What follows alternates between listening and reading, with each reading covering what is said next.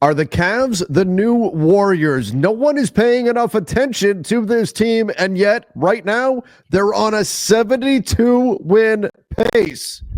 Why does nobody pay enough attention to the Cavs? We're going to talk all about what's making this team so exceptionally good. I'm Trevor Lane. This is the Basketball Bulletin. Make sure you subscribe to the channel. Joined by Donnie Freeman. Donnie, this isn't just because the Cavs just kicked the crap out of our Lakers. This team has been good all season long. They're good in very specific ways, which we're going to get into. But I think people aren't recognizing how special this group actually is right now. Yeah, I'm surprised. Maybe not so much, but a little bit surprised. The bigger media channels aren't really talking much about it. A little bit because they're not like they don't got like a super duper star like LeBron there anymore that they could talk about every day. But yeah, I am not even a loss sucks, but I'm not even mad about the game yesterday, to be honest. Like I'm just kind of indifferent. It's like, oh, that one, okay, whatever. The Cavs are just insane, and you guys are going to see a little bit of that today. So make sure you subscribe for more content like this. About 80% of viewers aren't subscribe. So what are you doing? Make sure you subscribe. Make the best decision you've made so far this year. I only get to say that on the first day. So I was going to say we've limited the window, the scope here. Happy New Year, by the way, everybody. Yeah, the Cavs right now, the best record in the NBA, not in the East, in the NBA. Point differential wise, they're right there. The Cavs, the Thunder, and the Celtics. The Cavs at plus 11.9. They've won their last 8. If the Thunder had won their last 12, we'd be talking about the Cavs having the longest win streak in the league. The Knicks also coming up there with 8 wins. But you look at Cleveland, 29-4. Have they had an easier schedule? Maybe, but their point differential says that this team is legit. They're 9-1 in their last 10 games. This team is incredible. Donnie, I know you've got some crazy stats on how they actually compare to those dominant Warriors teams. And it puts them in rarefied air. And I think it does a good job of reminding us, like, no, what we're seeing right now is not normal. It's exceptional. Yeah, absolutely. So if you don't mind shooting us over there, but I just wanted to say really quick that they won yesterday by 12 points, but they're winning every game by 12 points. It's kind of insane. So the Cavs this year, this is just on Basketball Reference. So far, when you look at what they're doing just in terms of their relative offensive rating and relative defensive rating, and I like this number because it's just as opposed to everything else, it's relative to the rest of the league. So far, they are at an 8.8. And that is having them as the number 1 finish in the league, and then -3 for the defensive rating. Well, if we take a look at the Warriors and how their numbers look relative to the league when they were playing, and they didn't lose many games for a number of years. So like there's a few years here where all of that stuff's super high, but specifically their 73-9 year, which they were on a similar pace to what the Cavs are on currently. They're at 8.1 and -2.6. So basically the Cavs are largely performing largely the same.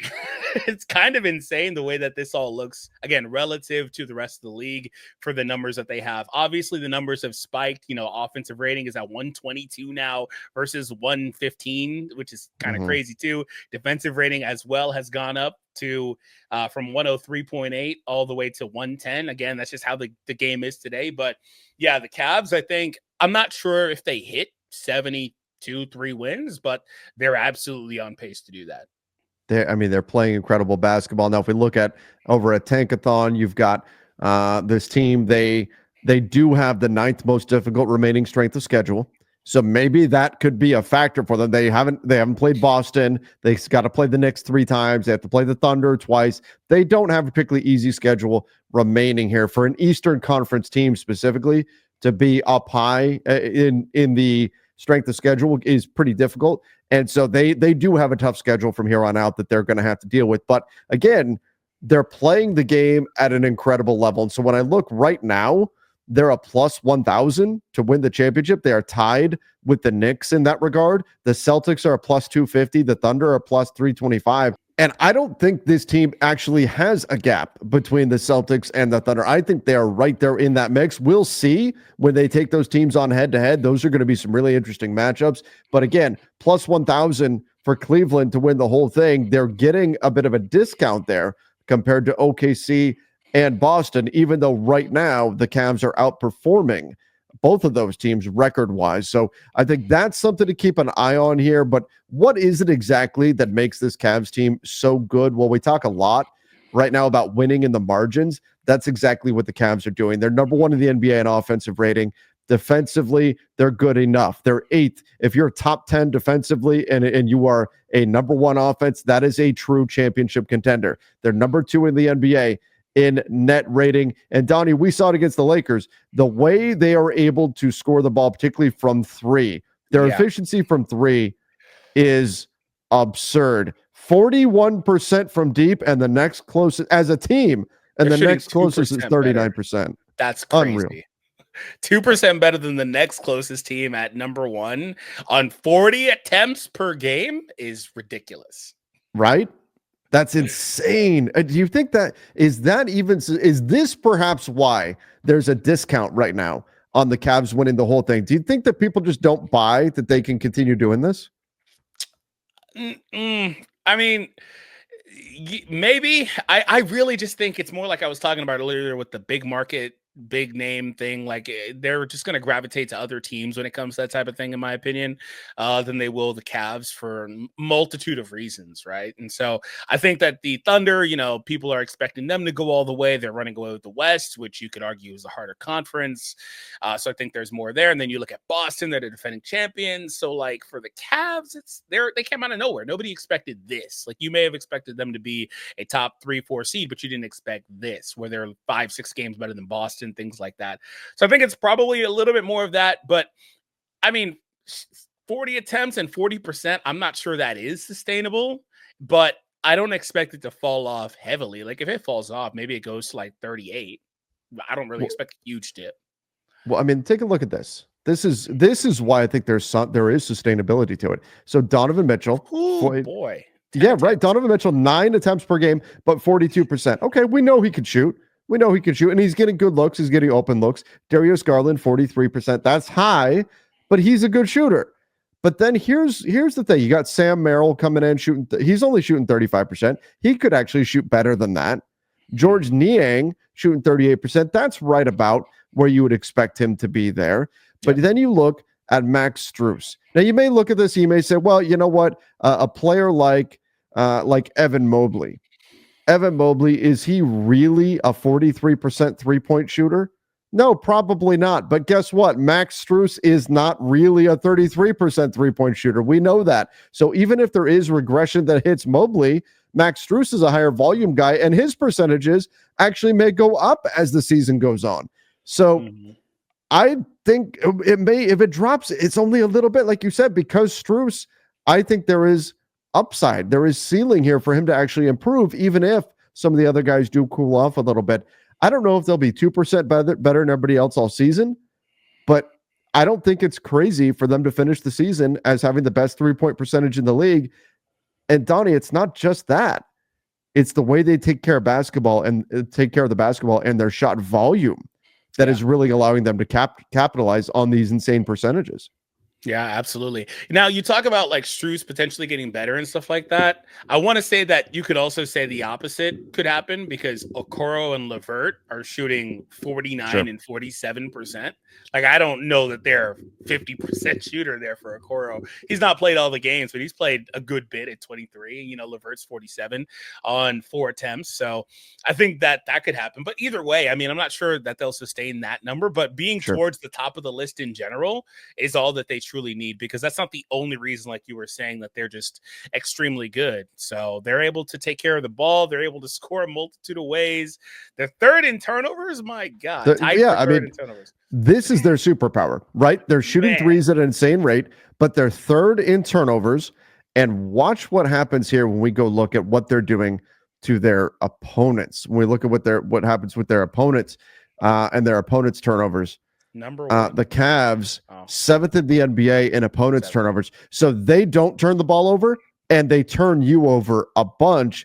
And what that leads to is a discrepancy in terms of the amount of shots they get versus the amount of shots their opponent gets. They're going to get more shot attempts up because their opponents turning the ball over, and they are not. And they're shooting at an insane percentage. When you combine those two things, insane percentages from three and you have an advantage in that you're getting more shots most nights than your opponent is, that creates a juggernaut team like this.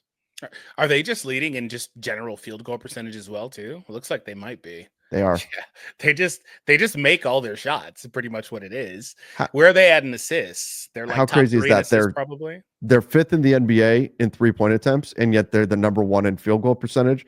Assists, they are fifth. You tend to get more assists when you're making all your shots, basically. Yeah. One thing that kind of stood out to me in this video up until now is, man, if we get a Cavs OKC final, it's going to be a rock fight, because all the metrics we were pulling up were like OKC's right there on the graphic too. It's like Cavs OKC, Cavs OKC. It's kind of crazy. So I think that's going to be a pretty crazy rock fight between the two teams. OKC much better on defense, but a bit worse on offense, it looked like. And I think that's going to be a fun series if we wind up getting that. But obviously that's very far away. A lot could happen between now and then. But the Cavs absolutely not getting the respect they deserve. You know what I got to say, as two Laker guys, it's pretty interesting we decided to do this video after they just destroyed the Lakers yesterday. So I mean, there is something to that, but I gotta say, you know what, while they took it to the Lakers, the Lakers had a few runs that they got in there, but as I'm watching that game and I'm doing the play-by-play for that game, and I'm watching this Cavs team and I'm watching how good they are, they're able to get out, they're able to beat you in transition, they really capitalize on opponents' turnovers. They're second in the NBA in points off of turnovers. You watch them play, there's an appreciation. It's not just frustrated. Oh no, they're beating my team. There's an appreciation for the way they're playing basketball right now and the level that they're at, where you see them very quickly. Oh, they got it within 1. Wait, you blink, they're suddenly the Cavs are back up 9, and you just look at it. It's so clinical the way they execute.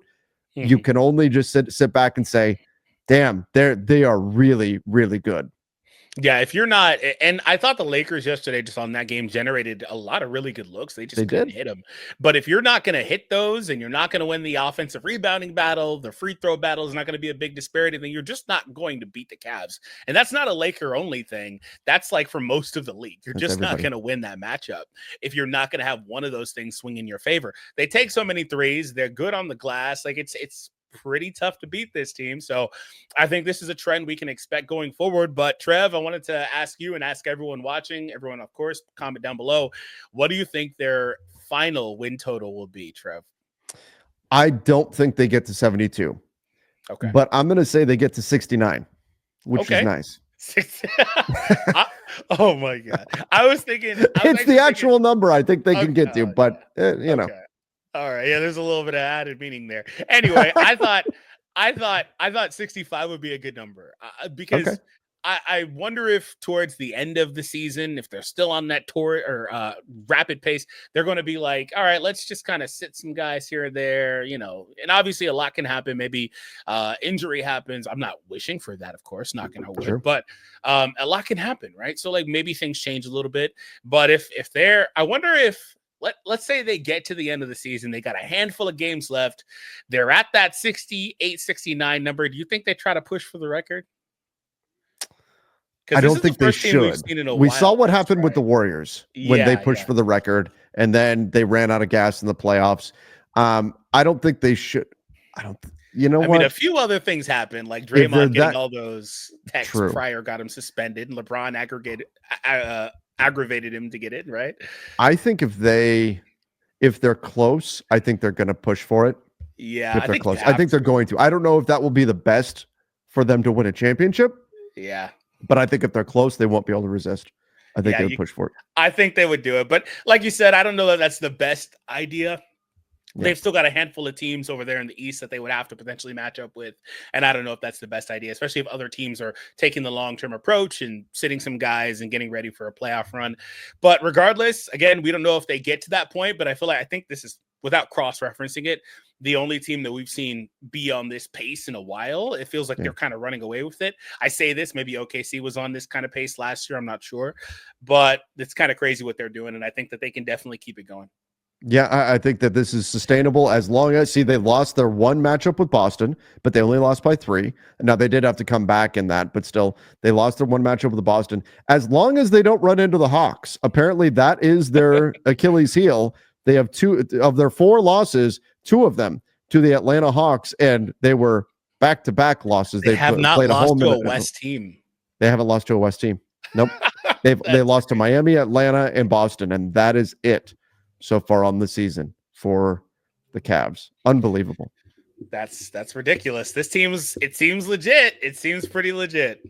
They're good. They're very, very good. So I would encourage everybody, if you haven't watched a lot of the Cavs, go check them out. Like Donnie said, they probably get ignored by a lot of the national media, don't get enough attention, don't get enough of a spotlight, but they actually are a very, very fun team to watch. If you find yourself with some time, go pop on a Cavs game. They're a lot of fun. They're great the way they execute.